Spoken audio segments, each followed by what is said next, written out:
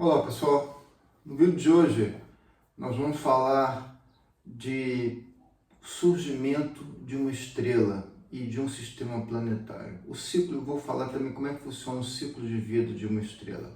Tá? Esse é o capítulo 6 da série Vamos Falar de Astronomia. Eu sou Rodrigo Medeiros, engenheiro civil e astrônomo amador. Então vamos lá, vou fazer um vídeo um pouquinho diferente. Como é que surge uma estrela? Tá? Eu vou me concentrar agora na figura da esquerda. Tá? É uma nuvem que nós chamamos de nebulosa. Tá? Existem vários tipos de nebulosa, já fiz um vídeo explicando os tipos de nebulosa. Tá? No caso de um berçário estelar, né, como a nebulosa de Órion, é uma nebulosa de emissão, tem que ser uma nebulosa fria, né, com todas as características para formar estrelas. Tá? Então como é que funciona? A nuvem está lá, a nebulosa está lá no espaço, parada, fazendo o seu giro ali, às vezes, bem devagarzinho, né? Acompanhando os astros que estão na galáxia, né? Que está tudo se movendo. Tá? Só que de repente essa nuvem ela sofre uma perturbação, algo externo pode perturbar essa calmaria, vamos dizer assim, né, que está essa nuvem. Como, por exemplo, o quê? Uma explosão supernova. Né? Quem já viu o vídeo da nebulosa sabe que tem um tipo de nebulosa que é remanescente de supernova. Mas esta nebulosa não gera uma estrela. Né? O que gera uma estrela são as nebulosas que estão lá de emissão com muito hidrogênio, hélio. Né? Isso sim gera. Então, quando vem essa nuvem de uma explosão supernova, ela vem carregada de várias partículas, né? Todo tipo de gás, todo tipo de metal, porque uma estrela que explode supernova, ela gera todos os metais, por exemplo, da tabela periódica. É um ciclo de vida diferente de uma estrela igual ao Sol. Tá? Então vamos supor que veio uma onda supernova, se chocou ali com essa nuvem, que é uma nuvem gigantesca, tá? E aí essa explosão supernova perturbou a nuvem e a nuvem começa a girar de uma forma mais rápida. Tá? E nesse giro, a parte mais densa da nuvem começa a se concentrar, a gravidade começa a atuar ali, porque até então está tudo parado. Estou só fazendo um pequeno movimento, mas aí a gravidade começa a atuar. E aí a nuvem começa a girar cada vez mais rápido, a gravidade começa a puxar tudo para o seu núcleo, para aquela parte que era já a mais densa da nuvem, né? E aí vai girando, e toda aquela nuvem que não tem uma forma, ela vai se achatando, tá? E vai virando o quê? Um disco, tá? E no centro vai estar aquela bola ali crescendo, que é o quê? É a futura estrela. E ao chegar em determinado momento, nós chamamos que aquele centro ali virou uma protoestrela, tá? Até então, ela não é uma estrela, porque ela está fazendo o quê? Uma acreção de material ali. Só a gravidade está atuando. Quando essa protoestrela passa a ser chamada de uma estrela, é porque ela iniciou a fusão nuclear no seu núcleo. Então, uma estrela tem um núcleo muito quente, nós estamos falando aí de 15 milhões de graus. Tá? E aí, eu vou falar agora como é que essa estrela é com uma massa equivalente, vamos falar que seja o nosso Sol. Tá? Como é que é o ciclo de vida do Sol? Depois que passou a ser uma protoestrela, tá? Tudo vai do tamanho da nuvem, tá? Da nuvem molecular inicial. Então, o nosso Sol passou a ser uma protoestrela e quando ele começou a fusão nuclear, tá? Ele queimando o quê? Fazendo o quê essa fusão? 4 átomos de hidrogênio transformando em um átomo de hélio. Então, vamos supor, para entender ali como é que a estrela, a protoestrela vira uma estrela, ela começa a fazer a fusão e ela começa a emitir energia em forma de quê? Luz e calor. E o que é essa energia? É fácil de explicar. Os 4 átomos de hidrogênio, tá? Eles têm, vamos falar que tem uma massa 1. Cada átomo tem uma massa de 1. Não é esse o número não, estou só para facilitar a conta. Aí vamos supor que esses 4 átomos eles são fundidos. Eles viram uma coisa única. O que é? É um átomo de hélio. Pô, então teoricamente se tem uma massa de 4 aqui, esse átomo de hélio vai ter uma massa 4 também. Só que não é. O átomo de hélio, vamos supor que ele vai ter uma massa de 2,5. Tá? E o que aconteceu com esse 1,5 de massa? Virou energia. é essa energia que chega até a gente aqui, em forma de luz e calor. A partir do momento que a protoestrela começa a fazer a reação nuclear, ela já virou uma estrela. Então, assim, e aí ela passa do ponto de protoestrela para uma estrela. O nosso Sol, ele vai ter, pelo tamanho dele, pela massa que ele tem, estrelas parecidas com o nosso Sol, com a mesma massa, ou próximas, vão viver bilhões de anos. Bilhões de anos. O nosso Sol vai ter uma vida estimada em 10 bilhões de anos. Para vocês terem uma ideia, ele já percorreu metade da sua vida. Então ele tem daqui para frente 5 bilhões de anos. Aí a estrela, quando começa a fazer, está nascendo, né, está muito jovem, ela é uma estrela super violenta, é igual um bebezinho, né? O bebezinho, ele tem toda aquela energia que se mexe rápido, se esperneia, é o Sol, uma estrela recém-nascida, né? Então, assim, um planeta próximo de uma estrela recém-nascida vai sofrer muita radiação. A partir do momento que o Sol está lá, está criado, ele está emitindo energia. Tá? Chega um momento que ele se estabiliza. Hoje o Sol está estabilizado. Tá? Já há muitos bilhões de anos ele já se estabilizou. E ele está queimando hidrogênio, gente, há muito tempo. O Sol ele queima 600 mil toneladas de hidrogênio por segundo. É muita coisa. É inimaginável. E há quantos bilhões de anos ele está fazendo isso? Há muitos bilhões, há 5 bilhões de anos ele está queimando hidrogênio. Ele ainda tem combustível no seu núcleo para queimar por mais 5 bilhões de anos. Só que o tempo vai passando, vai chegar um determinado momento que o hidrogênio vai acabar. O que vai acontecer com o núcleo do Sol? Aquele núcleo ali, que até então, quando a estrela começa a fazer a fusão nuclear, a gravidade para de vencer e a estrela fica em equilíbrio hidrostático. A gravidade puxa tudo para dentro e a fusão nuclear joga tudo para fora. Tá? Então está em equilíbrio. Só que quando acaba um combustível, no caso o primeiro é o hidrogênio, o que acontece? A estrela, aí transformou tudo em hélio, praticamente, a estrela ela não tem temperatura para queimar o hélio. O que acontece no núcleo da estrela? Ele se comprime mais, que a gravidade acabou o hidrogênio, então a gravidade vai vencer. Né? Então vai continuar o processo de compressão ali, de contração do núcleo.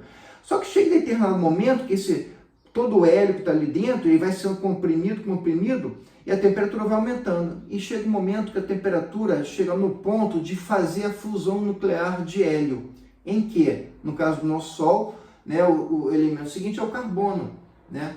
E aí o Sol começa a queimar e ele volta a estar em equilíbrio de novo, queimando hélio, transformando o hélio em carbono. Tá? E aí esse processo, aí, quando passa os elementos, vão passando de um para o outro, né, esses processos a cada elemento eles vão ficando cada vez mais rápidos. Tá? Então quando o Sol estiver queimando já o hélio no carbono, ele vai estar com um núcleo menor. E o que vai acontecer? As camadas adjacentes do Sol, que ainda tem um remanescente ali de hidrogênio, elas vão começar a se expandir. Tá? E o Sol vai virar uma gigante vermelha. Por quê? Pensa assim, né? O Sol tem ali o seu tamanho. Então, a partir do momento que as camadas que tem hidrogênio, e ali também vai ocorrer uma reação nuclear de hidrogênio, né, transformando em hélio, e ele vai se expandindo, a tendência é como com essa expansão, né, a temperatura caia. E aí o Sol vai virar uma cor vermelha. Tá? E vai ser uma gigante vermelha, porque uma estrela vermelha ela não é a mais quente. Eu vou fazer um vídeo sobre estrelas, eu vou entender a questão de temperatura e cor da estrela. Tá? Mas uma estrela, se você olhar para o céu e ver uma estrela vermelha, como Betelgeuse lá em Órion, ela não é a estrela mais quente. Então, eu vou dar um spoiler aqui. A estrela mais quente ela é de cor azul. Tá? Então o Sol ele vai virar uma gigante vermelha e o seu núcleo ali vai estar sendo contraído para fazer a fusão do final do hélio em carbono. E quando chegar no carbono, o Sol não vai ter massa suficiente para fazer a fusão do carbono. Então aquele núcleo ali, ele não tem tamanho, não tem massa para se comprimir e chegar à temperatura para fundir o carbono. Tá? Se fosse uma estrela supermassiva, com mais de 10 vezes, 8 a 10 vezes mais a massa que o Sol, esse processo seria contínuo. Carbono, aí oxigênio, lítio, e vai indo até chegar ao hélio, ao ferro. E quando uma estrela muito massiva chega no ferro, o ferro não se funde. Então a estrela, em um dia, ela tem um colapso, ela tem uma implosão e logo depois a explosão. É essa explosão em supernova. Tá? Uma estrela dessa, muito massiva, ela tem uma vida de milhões de anos, não chega nem a 1 bilhão de anos. Tá? Por quê? Porque ela é muita massa, então a fusão nuclear é muito mais rápida, muito mais acelerada. Em vez de queimar 600 mil toneladas de hidrogênio, queima muito mais do que isso por segundo, né? Queima muito mais do que isso. Então, a vida de uma estrela muito massiva é menor. Gente, isso é um dos motivos porque nem toda estrela pode abrigar um planeta com vida. Porque o nosso Sol demorou 5 bilhões de anos, né, para chegar ao estágio de hoje, e nós chegamos aqui hoje com um Sol, com uma estrela com 5 bilhões de anos. Olha quanto tempo demorou para nós chegarmos à data de hoje, né, para a vida chegar ao que é hoje. 5 bilhões de anos após o surgimento da sua estrela. Tá? Então, voltando lá. Então, o Sol, quando inchar, ele vai ficar vermelho, mais frio, né? Esse inchaço do Sol, ele vai chegar até praticamente a órbita da Terra. Apesar de estar mais frio, ele vai fritar a Terra, gente. Né? Então, assim, não vai ter mais vida na Terra daqui a alguns bilhões de anos, porque o Sol chegou praticamente, se ele não chegar na órbita da Terra, ele vai chegar muito próximo. Então, apesar de estar mais frio, o calor ainda é muito intenso e está muito próximo da Terra, entendeu? Então, assim, apesar de ele estar mais frio, mas ele está mais próximo da Terra. E aí acabou a vida na Terra, daqui a bilhões de anos, tá? Não fiquem desesperados agora não, que isso não é agora. E aí o Sol, no caso do Sol, mas do tamanho do Sol, depois de inchar e chegar lá ao carbono, ele vai virar o quê? Uma anã branca, né? De quê? De carbono, né? E qual o tamanho? O Sol, gente, ele tem 1.300.000 quilômetros de diâmetro. A Terra tem 12 mil e poucos quilômetros de diâmetro. O Sol tem 1.300.000 quilômetros de diâmetro. Então, quando o Sol chegar, lembra que eu falei? Hidrogênio, aí vai passar para o hélio, o núcleo diminui, aí vai passar para o carbono, o núcleo diminui mais ainda. Só que quando chegar no carbono, o Sol não tem força, né? Não tem massa para queimar o carbono. Então ele vai virar uma estrela anã branca de carbono. De qual tamanho? Do tamanho do planeta Terra. Olha como o Sol vai encolher. Por isso, quando começa esse processo de encolhimento do núcleo, as camadas externas, né, apesar da gravidade estar ali atuando muito fortemente no núcleo, mas as camadas externas, como tem o hidrogênio, o resquício, o remanescente de hidrogênio, elas se expandem. Entendeu? Esse é o processo, por isso que elas se expandem. Aí o Sol, e aí o que vai acontecer com essas camadas, né, adjacentes ali, externas, expandiram? Elas vão virar uma nebulosa. É o que nós chamamos de nebulosa planetária. Tá? Existem várias nebulosas planetárias ali. Eu já tenho vídeos no meu canal mostrando nebulosas planetárias. Se quem for ver lá um vídeo ali da Travanca do Mondego, eu acho que nesse vídeo eu mostro lá uma foto que eu tirei da nebulosa do Anel. Tá? Uma nebulosa azulzinha, ela num grande telescópio espacial, tirando uma foto, tem várias cores, verde, vermelho, azul, mas no nosso olho, com o telescópio desse aqui, foi com esse aqui que eu tirei, esse aqui, o Bresser, ela é azul, tá? Você consegue ver ela totalmente azul, por quê? Porque ela é rica em oxigênio, tá? Então, o nosso Sol, qual é o fim dele? Daqui a mais ou menos 5 bilhões de anos. Ele vai ser uma estrela anã branca, muito pequeno, né, envolto de uma nebulosa planetária. E mais milhões e milhões de anos, essa nebulosa planetária ela vai se desfazer. E vai sobrar o que ali? Só uma estrelinha anã branca. Então, gente, esse é o ciclo de vida de uma estrela do tamanho do nosso Sol. As supermassivas, com muita mais massa que o Sol, 10 vezes para cima, elas vão queimar toda a tabela periódica. Fusão nuclear atrás de fusão nuclear, e o processo é o mesmo. A cada elemento que passa, o núcleo vai se comprimindo mais. Para quê? Para aumentar a temperatura e para poder fundir o próximo elemento. Tá? E aí vai, e durante milhões de anos chega no ferro, implode, explosão supernova, essa explosão, essa nuvem da explosão supernova chega em outra nuvem, carrega essa nuvem com elementos pesados, com metais, e aí é todo o ciclo de vida. E vamos entrar agora na figura da direita, que é o disco protoplanetário. A estrela ali já se formou, essa estrela formalhota, a gente consegue ver ela a olho nu, tá? E com o telescópio você vê, claro, só a estrela, você não vê os planetas em volta ali. Né? Para ver planeta, eu vou falar sobre como é que detecta planeta, só que no vídeo sobre exoplanetas, bem mais à frente ali, nessa mesma série, tá? Vamos falar de astronomia. Então, a estrela se formou, o disco protoplanetário continua a girar ali em volta da estrela. A partir do momento que a gente começa essa perturbação na nuvem, nunca mais para de rodar. Essa força, que nós chamamos de momento angular, né, que está gerando lá os planetesimais, são pedaços de rocha que já se formaram e tem um certo tamanho, de alguns metros, né, eles vão se aglutinando um no outro. A gravidade começa a fazer uma acreção ali desses blocos.